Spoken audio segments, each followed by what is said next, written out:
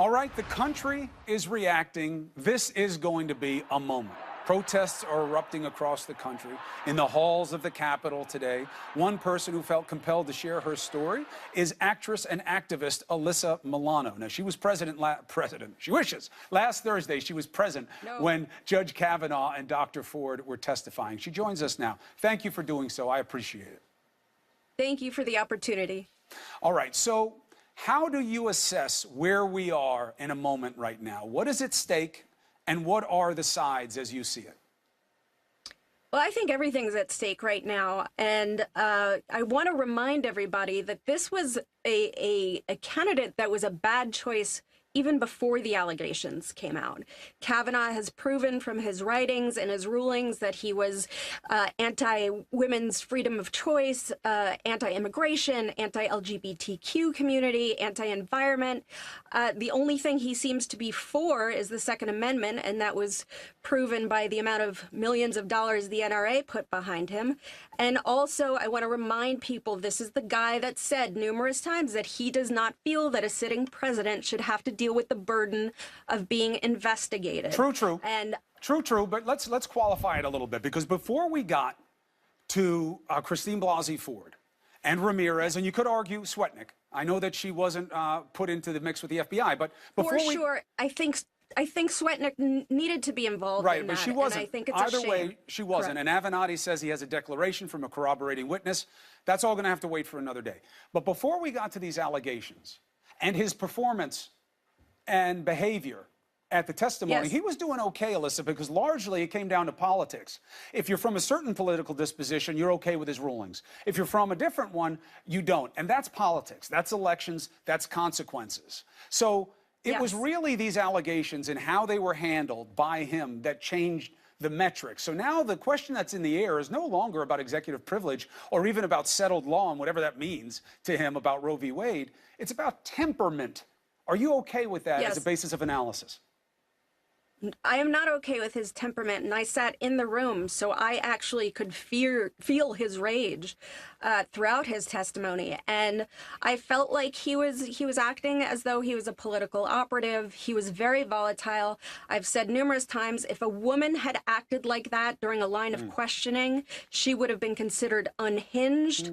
Also, let's talk about this op-ed for a second. If a woman had written that op-ed apologizing for their behavior and saying, "I'm so sorry, I was emotional, but I was there as a mother, as a daughter." I mean, the double standard is unbelievable. We would be laughing at this woman. We would be saying she's weak or she doesn't have the character. Yeah, look, the irony wasn't lost that Christine Ford was someone who was coming from a place of pain and was so poised. And he was very pained when he should have been showing poise. Because if you didn't do something, your calm is often a function of your strength in the moment. And they questioned him over and over again if he would agree to an FBI investigation, and he said no. And the other thing that I want to point out is if these women, all three of them, Julie Swetnick as well, if they were all lying, why is he not maybe threatening with a claim of defamation, which we all know is, page 1 from the Trump rule book?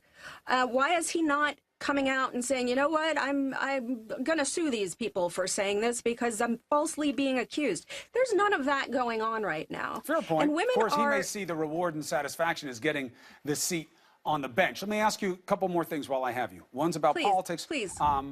Macro, one's micro. On the micro level, you are a fan of Bill Clinton, and he is somebody who the right is pointing to now as, hey, just because they're ugly allegations doesn't mean the whole man's life should be based on it, especially when you can't prove them. Look at Bill Clinton.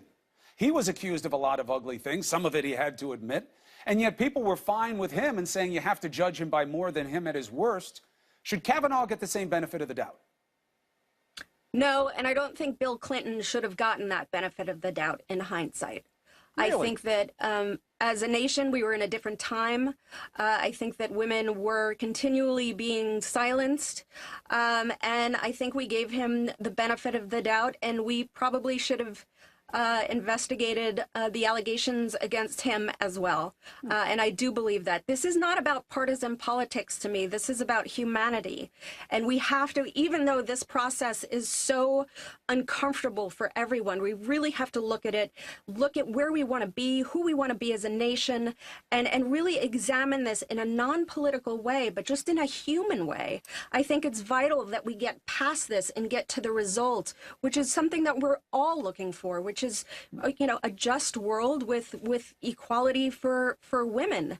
And I think that every time a woman comes forward and a man can just write an op-ed, which in my view was actually an op-ed directed to Senator Flake in particular, because he's the one on the fence, and a woman is not given that same opportunity. We're saying to this man, what you say and your words mean more than what this woman is saying. I hear the concern. And I would only...